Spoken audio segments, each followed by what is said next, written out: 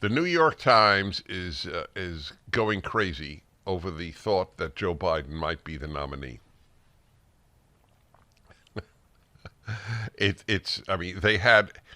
I think they had three pieces. They had an editorial. They had Ross Douthat, and I believe another one. Maureen Dowd. Maureen Dowd. Well, oh yeah, she's at the Times. No, she is. No, she is. Yeah. So She's been there for 30 years. okay, yeah. She doesn't write regularly, does she? Yeah, she does. Okay, I screw that one up. All right. We just don't, we don't, I guess I don't read her. I read a lot of their stuff. Anyway, they're going crazy because he's deteriorating. I don't say this with any glee. I think he morally deteriorated decades ago, but he's deteriorating mentally. It's so odd. They keep headlining age. It's not the age. Nobody talked about Fauci's age. He was the same age. The issue is that he's not functioning. And he's not popular beyond not functioning. So it's fascinating that he doesn't care enough about his party and his country as to say, you know what, I'm going to retire in a burst of glory. Daily Mail.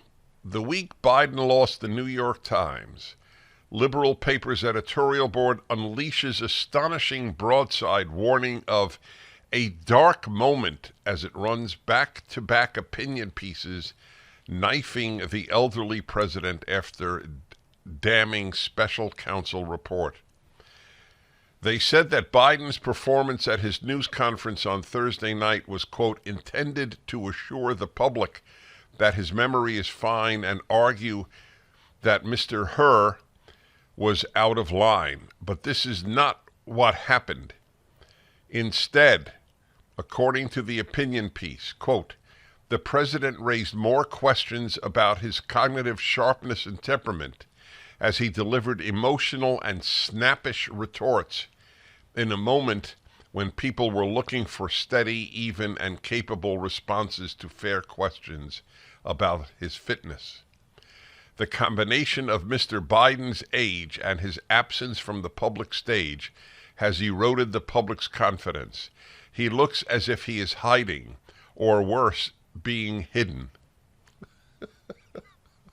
That's Debbie. The details in Mr. Herr's report will only heighten those concerns which Mr. Trump's campaign is already exploiting. Ross Douthat, who is one of two conservatives, and he's what we call moderate conservative, wrote in the Times, Joe Biden should not be running for re-election.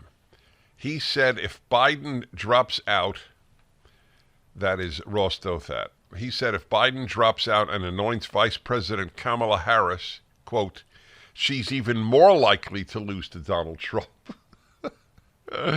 But he says, quote, if he drops out and doesn't endorse his own number two, he'd be opening himself to a narrative of identitarian betrayal. Aging white president knifes first woman of color Veep and setting his party up for months of bloodletting and betrayal. A constant churn of personal and ideological drama. Yes, that's right.